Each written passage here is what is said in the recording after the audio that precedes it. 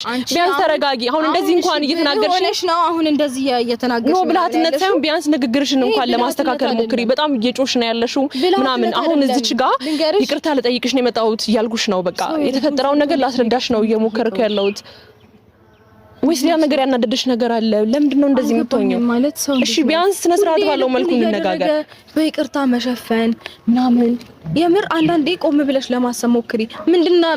እየሆንኩኝ ያለሁት ምን አይነት ስራ ነው እየሰራው ያለሁት ምንድነው ሰው ህይወት ውስጥ እያደረኩኝ ያለሁት ይሄ ነገር ተገቢ ነው ወይ ስነ ስርዓት ነው ወይ ማለት ልመጂ ራስሽን ጠይቂ ከዛ በኋላ ሰው በሚያሳይሽ ነገር ሰው ተናዶ ሲናገርሽ እኔ ብቻ አይደለም ተናድጄ እኔ እኮ የነገሩ ባለቤት ነኝ ተናድጄ ብናገርሽ ሊገርምሽ አይገባም ሌላ ሰው አልፎ እየተናገረሽ አንቺ ኖርማል ነው አንቺ ይዝ ቀላል ነው በጣም